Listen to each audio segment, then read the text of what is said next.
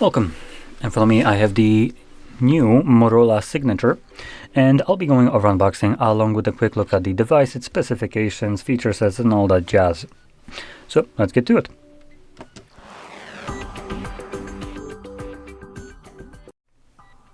Okay, so starting off, we do need to cut a couple seals. Signature doesn't mean, I guess, we get nice pull tabs like some other devices. Now, before I get into this, I do want to point out this phone, at least based on the name, would imply that this is literally like the highest end. I mean, at least that's what it associates Signature with, but other than, you know, signing your name. So anyway, we're gonna see what we have in there. We do have some kind of Motorola 26 FIFA, like that's supposed to matter here, and some specifications. So this one is going to be 16 gigs of RAM and half a terabyte of storage. And anyway, let's just pop it open. Okay, I have two sides right here. So in here we get some paperwork, some ejector, doesn't look any fancy, just a crappy tool. And then we have a nice scented box. I do want to point that out. I do like this, so anyway. Next we have the plastic case for our device with a MagSafe built into it, so that's pretty nice. Let's move over to the next thing. Thank you for choosing our products. You know, I'm not gonna bother reading this, and there's nothing on the other side. Next we have the phone.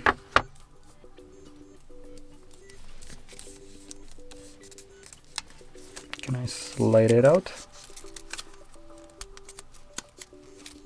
Oh, I can. Cool.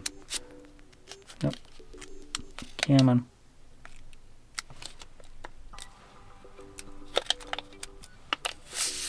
There we go. That's a interesting back, and that color was definitely a choice. Wow. I wouldn't say that's my choice, but okay, if you like it, that's great.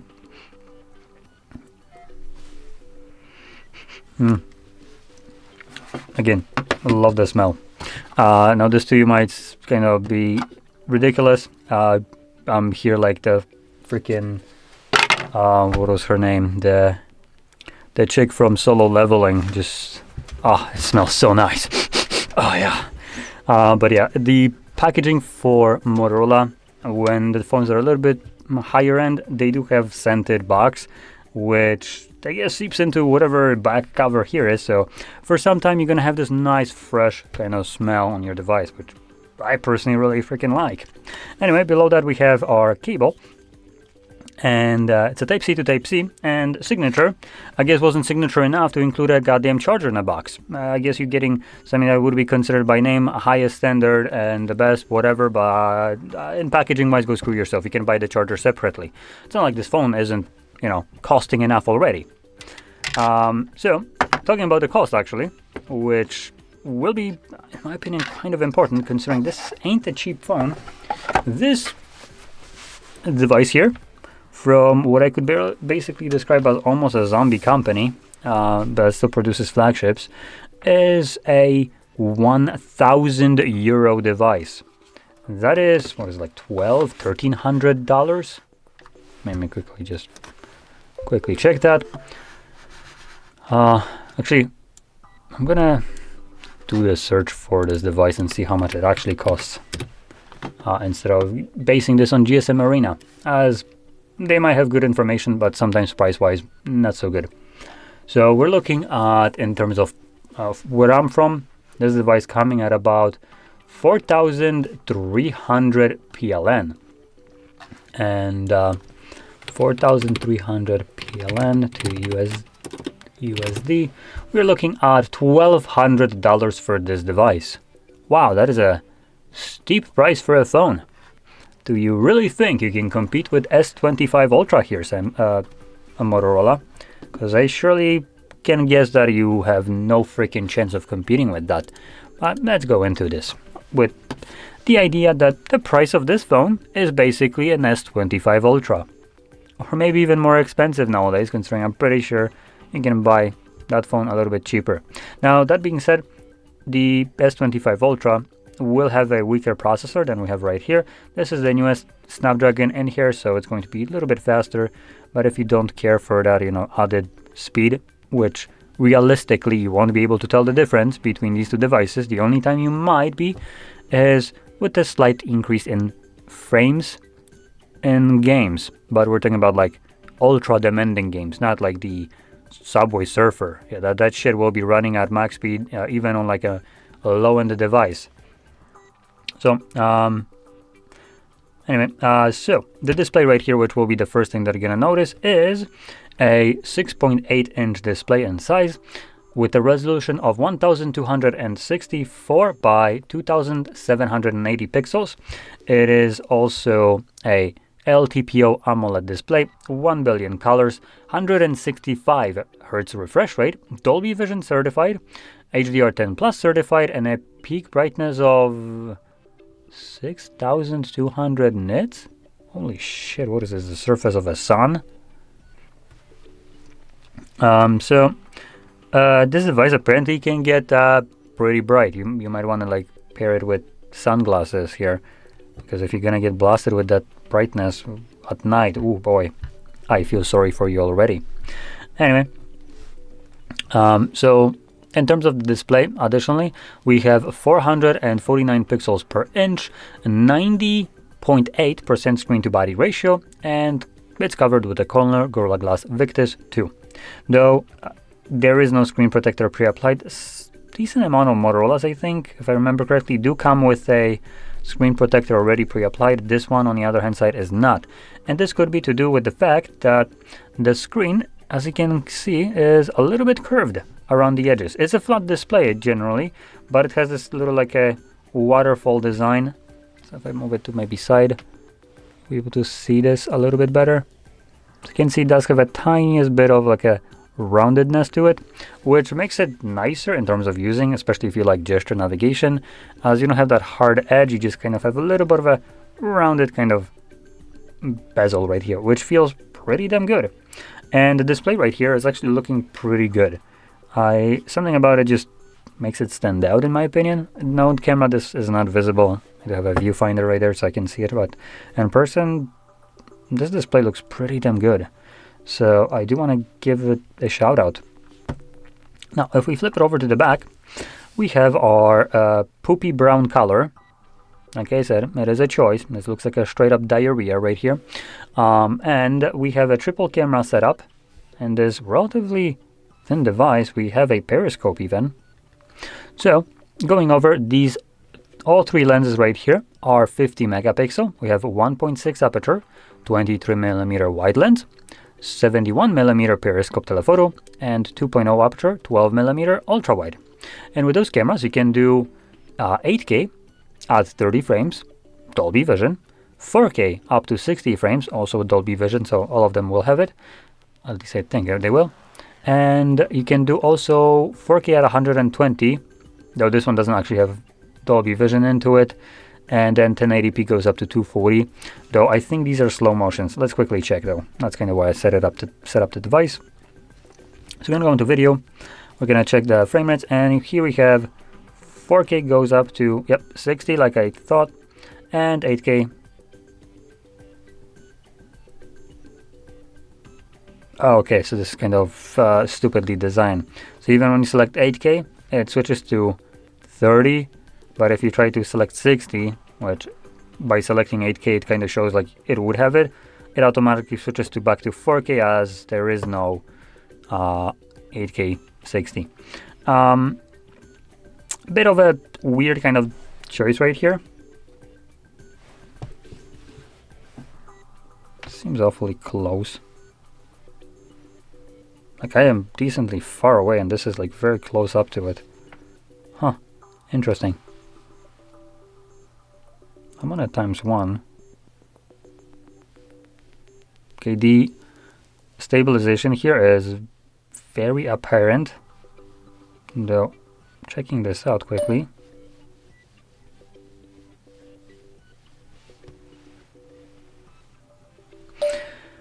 Something about it looks a little bit weird when I'm moving, so I wanted to just kind of see how that looks like right here.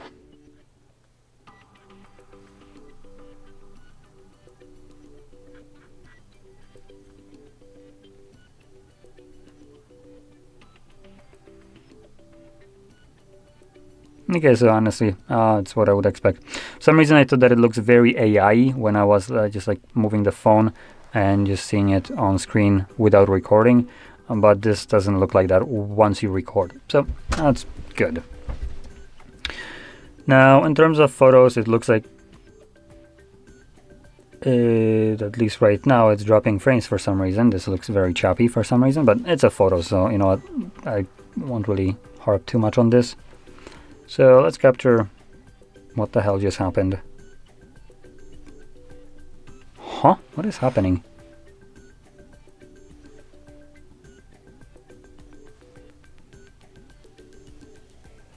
Are we switching lenses right here automatically? What the hell?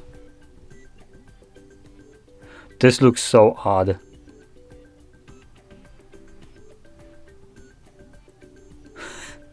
You can see the entire screen shifting. I think it's just switching from one lens to another. Let's quickly see. So right now I'm covering one of them.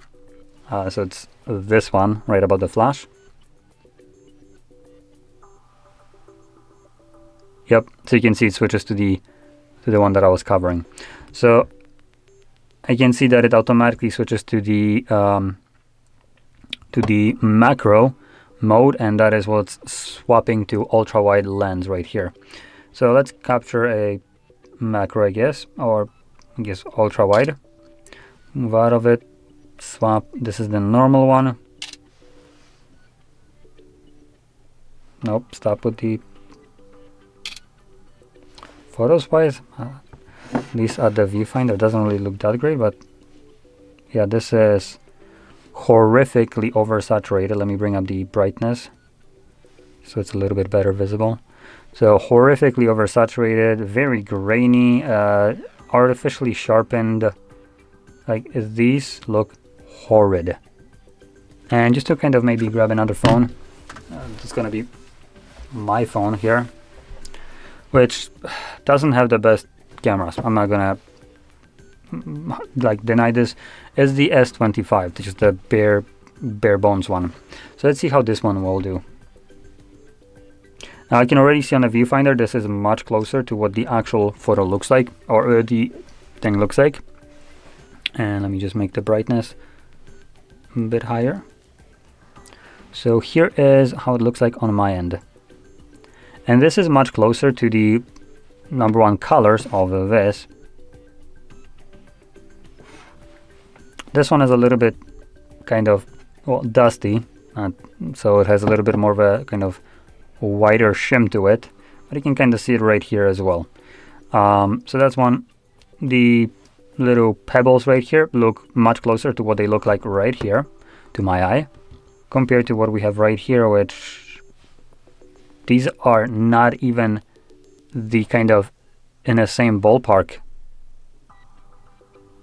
Now, let me just quickly capture one more where these pebbles might be a little bit sharper.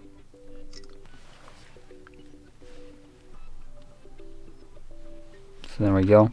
It's a bit better. So you can see these look freaking horrific. These look actually how they look like to me. So now on my phone, it's a bit of a crappier camera in general.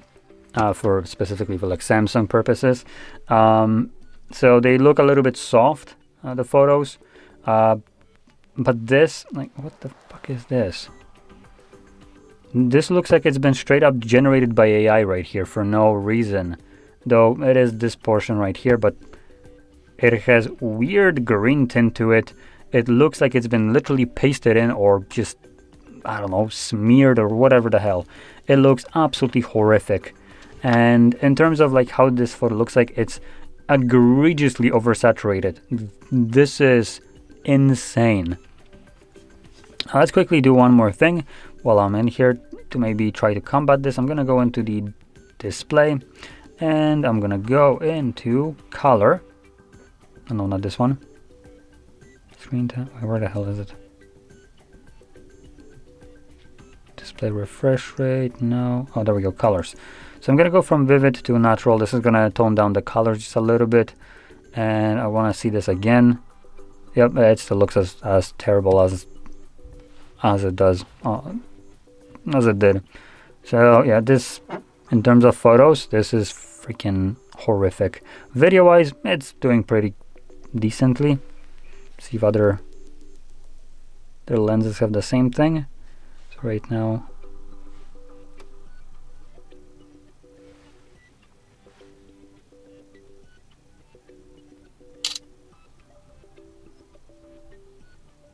okay, the 2x zoom looks a little bit closer to what it's supposed to look like, but there is bullshit amount of AI happening in the background.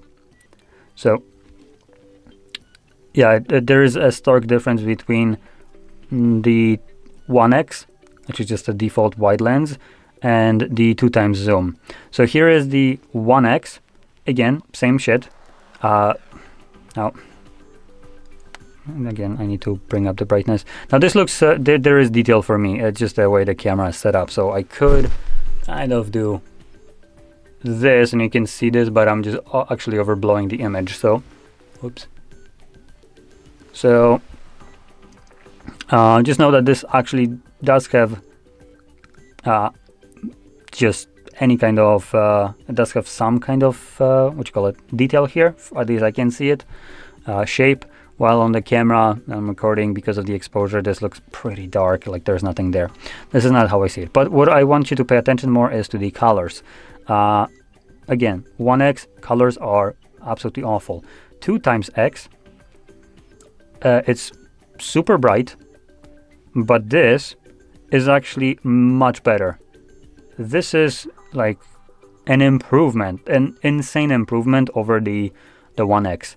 So if you want something that looks realistic, for some reason you're going to have to deal with 2x zoom as your default for photos to look like they look like for you in person. This is much closer. Also, like even these pebble look pretty good. I know for a fact that's at like macro level, that's kind of how they look like. So you can actually zoom in here insanely close and have decent amount of detail. Retain the color of everything, and the only difference here to the reality here is that this photo has been exposed a little bit too much, so it's a little bit brighter than it should be. There's just too much whiteness, brightness coming off of this, so a little bit too much exposure.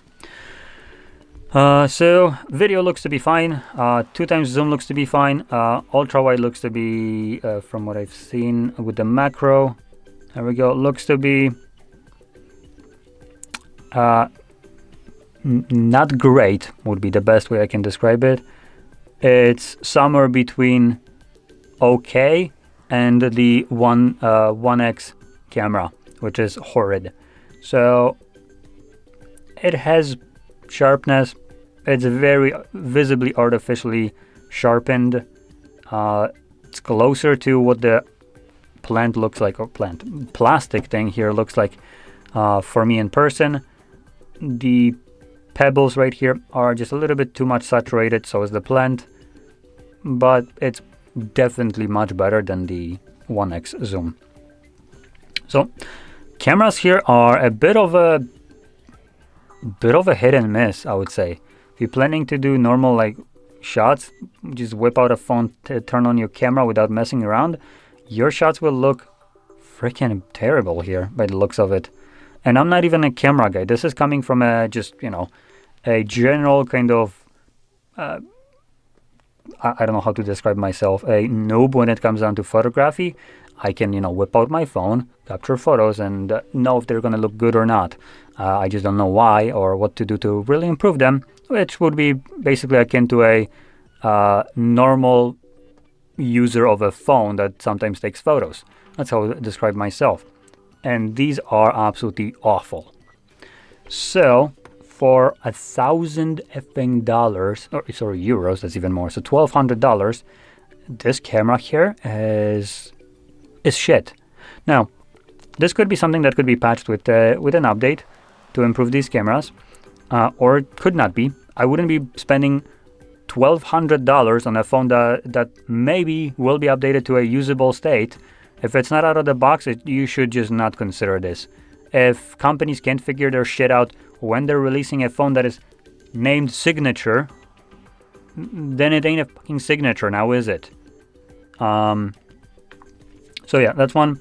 Now moving on, let's talk about the internals. So the device is actually relatively slim. It's not, I don't think it's, maybe it is, kind of, somewhere between like a normal phone and one of those, the king that the new manufacturers had, like Samsung or Apple with their Edge phones, or, you know, ultra thin ones. In general, if I compare it to the S25, it's almost the same thickness. Now it might not seem so in the video just because this is more of a without like any curves or anything like that, just a brick. Well, this one has, you know, rounded edges, so towards like edge to edge it will look like, obviously this one is thicker, but if you then add the roundedness of these corners and the glass, it does equate to just about the same thickness. It's almost inconceivably maybe thinner. Like, I can't really reliably tell you that it's thinner, but it feels about the same. So it appears to be more closer to like what Edge phones should be, like the ultra thin ones. But if you consider it that S25 is also relatively thin, then it's more of a normal phone. And this matters because in here we have a 5200 mAh battery. Now, this is not a small battery. It's actually bigger than what the S25 Ultra has in their phone. But at the beginning, I thought that this is just a normal battery in here, like, you know, like Samsung would include, as the phone is just a traditional kind of, or close to traditional size. But turns out, at least on GSM Arena, that they're using silicon carbon battery for their Signature phone. So this is surprising because 5200 for a phone of this size seem a little bit on a lower end of what these silicon carbon batteries should be. So I just found this to be a bit odd, considering I would expect at least 6000 in here. So could be that the thickness of it basically impacts it. Now, luckily, the phone can be charged pretty quickly at 90 watts, so that's good.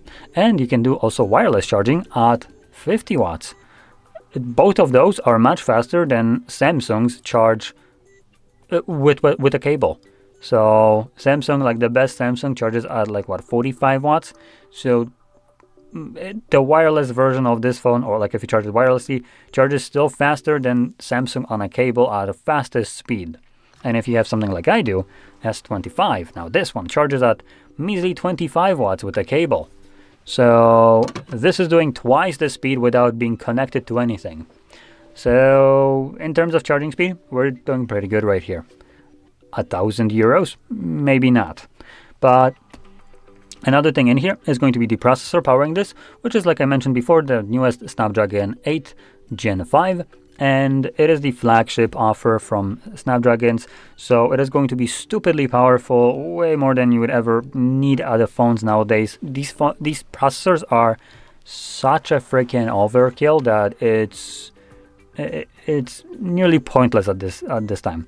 And the only reason why you have constantly faster and faster processors is because at this point you wouldn't have any reason to pick up a new phone. Almost every phone is close to identical to each other with minuscule differences, different kind of software touches to their cameras and just Android touches. But that is the only reason, like processors and these minuscule improvements, that you'd ever consider buying a phone. But at this point, at least for me, phones surpass that level where I would ever be thinking about buying, number one, a flagship phone, as I'm not going to be spending, number one, $1,200 on a phone that captures shitty photos.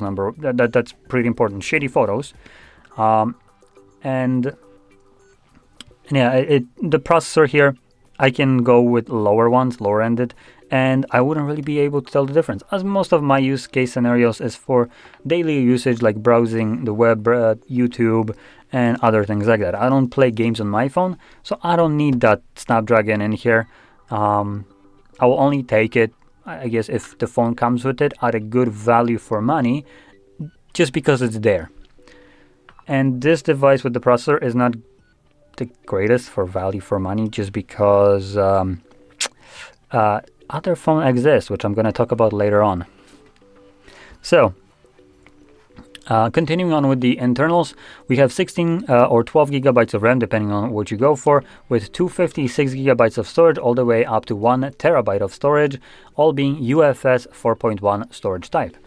So, we have a couple options right here. Like I mentioned, this one was the 16 and I think half a terabyte, right? Yep, that is that. Needed to check on the box. So this is the almost the highest end that you can get right here. The only one higher would be the 1 terabyte version. Now, apart from that, let's quickly take a look into the tray, which I can already tell you will be dual SIM with no expandable storage. Damn it, I dropped it. It didn't go far. So here you can see we have dual SIM. Oh wait, sorry. It's not dual SIM. It's a dual go screw yourself.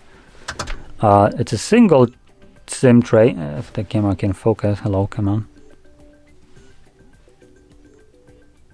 There we go. You can see on the bottom side there is a little icon of a SIM card and an X. And also, I wonder if I can actually try to fit a card in here. Nope. Okay, so it would basically stick out. So you can't put a SIM card on here. There could have been space for it if, for instance, there wasn't this plastic here. And yeah, so that's a bit of an odd choice. But don't worry, you can use eSIM in these devices, so it doesn't really matter that much if you want to have dual SIM card support. So you would have one physical and one eSIM and you're good to go. Okay, last thing that I wanted to mention in terms of, for instance, things like ratings and build quality, we have IP68, IP69 dust tight and water resistant, high pressure water jets, immersible up to 1.2 meters for 30 minutes. So that's pretty damn good. We have aluminum frame and glass from the Cornell Gorilla Glass and whatever the hell this is. Obviously this is not glass.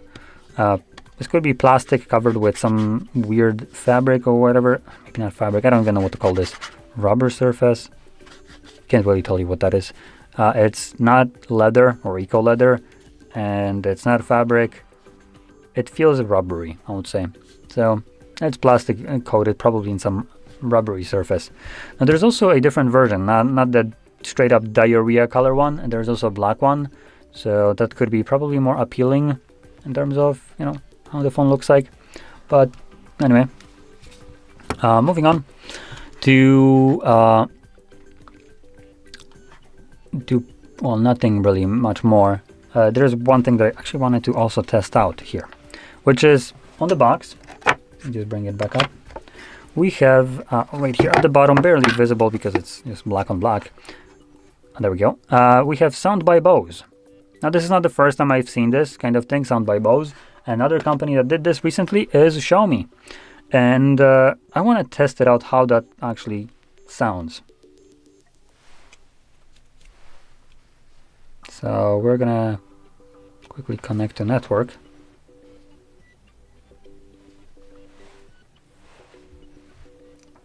Okay, use that an account. Oh, wait, actually I want to go to YouTube.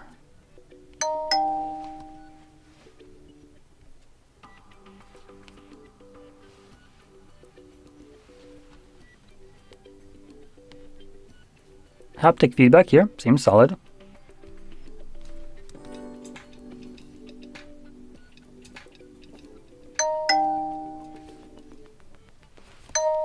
Fuck off with these damn annoyances.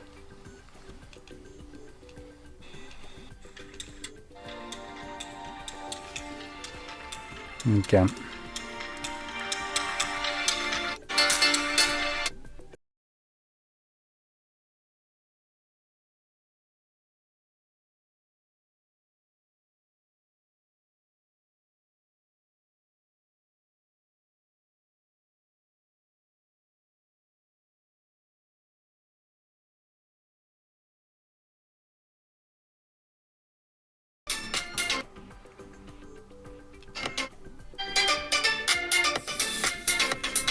Okay, so sound by Bose means absolutely nothing here. It just sounds like a normal phone.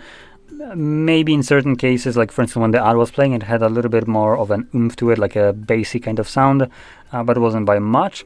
And I can tell you right away, there are phones that don't have sound by anybody, like for instance, from my personal experience, the the Samsung Fold, I think it was 4 that I've owned, and that phone, even though it was thin, because it's a foldable one, it had pretty damn good sound, surprisingly good. This one is a little bit of a step down from that, and even though it has sound by Bose, it just honestly could have sound by freaking nobody, and I wouldn't be able to tell the difference. It does get distorted, starts to get distorted at like 75% volume, maybe a little bit higher, so that's another thing. But I wouldn't ever run this at like anything above like 50 even. It's not really my jazz to play music through a phone just because it has sound by Bose. And I would prefer to use my portable Bose wireless speaker rather than the phone that has that sound by Bose. So that's that. Now moving on to the last thing that I want to talk about, it would be the comparison. So unfortunately, this device is a bit of a competition, one that is going to be completely crashing this phone into the ground mercilessly. And when it's crashed into the ground, it's also going to bend over and take a pile of shit all over this one because it doesn't compare to it, like not even close. So it's going to be the F8 Ultra from Xiaomi. It's a phone that is a 6.9 inch in size, nice. It also has the newest Snapdragon. It has a bigger battery at 6,500 milliamps that can be charged faster at 100 watts and 50 wirelessly. It has also triple 50 megapixel sensors, wide periscope and ultra wide. It also does the 1080p 30, 4K 60. The display has Dolby Vision, but recording wise, videos don't support Dolby Vision. Not sure if you care about that or not. It's basically like an HDR for recording, but it does support HDR for recording. Additionally, one of the most important part will be the price. Now, if this device costs 1,200 euros, the phone that offers basically the same shit, if not better in certain cases, as there's a bigger battery that can be charged faster, we're looking at a price tag that is half the price. So the POCO F8 Ultra from Xiaomi cost 600 euros. Now let me quickly check out exactly, as I think it might be even a little bit less. POCO F8 Ultra, and I'm gonna check the price out strictly from the official Xiaomi website. So I can already tell there's already a offer even from Xiaomi that is cheaper than what they have right here. Just kind of, oh, okay, because it's the highest end. Okay, so this will come at about, all right,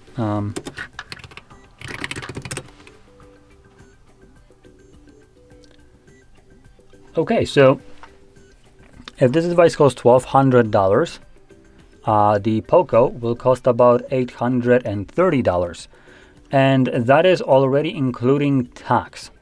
Just keep that in mind. And in terms of euro, we're looking at 712 opposed to 1,000. There's a 300 euro difference and like $400 dollar difference. So for $400 in difference, that's a insanely more expensive device that is almost the same as the POCO. So I can't recommend this phone just because of the moranically high price. It doesn't really justify the cost when everything that it offers can be had for less. And in certain cases, in terms of usability, I myself prefer to have a bigger battery life that will last longer rather than a thinner phone Now this is just personal preference, so if you're the other way around, that's great, then by all means go for this one. But again, for that price you can probably also get different devices that will function a little bit better. Personally, I would prefer to go for something like the S25 Ultra if I wanted to have good photos, and I'm pretty sure from just playing around with the F8 Ultra that will also capture better photos than we have right here. And both phones have the same cameras on paper in terms of like megapixels, though that's not really a greatest way of defining cameras nowadays, I would say, as there's a lot of different things that is happening to cameras in terms of software. So a lot of phones nowadays have very artificial looking photos, very AI generated almost. So this one obviously a crown example of that. So yeah, I would probably go with something like the S25 Ultra or the POCO F8 Ultra. Both of these phones will be great. Samsung will be a little bit of a step down performance wise and battery wise, charging speed wise, but probably have better photo capabilities compared to this and the POCO, while POCO will have that improved battery and still pretty damn good specifications in general, with also great display and everything else in between. So that's just kind of where I'm coming from. And funny enough, POCO F8 Ultra also has sound by Bose. If you're into that, if you just want to have a sticker sound by Bose, you can go with that one. F8 Ultra actually has a speaker at the back of the phone that allows it to be a little bit louder than what we have right here. But in terms of quality, again, don't really look too much for it. Same thing as here. Sound by Bose isn't necessarily the selling point of these devices. Honestly, it means absolutely nothing to me. From my kind of listening, it's a load of bullshit right there. Marketing for the sake of marketing, but you don't really get anything usable. Something like the S25 will sound nearly as good as the sound by Bose, with the POCO only having added benefit of getting much louder with that improved speaker that is straight up at the back, somewhere like right here. So anyway, that about sums it up. Now I hope you found this very helpful, and if you did, don't forget to hit like, subscribe, and thanks for watching.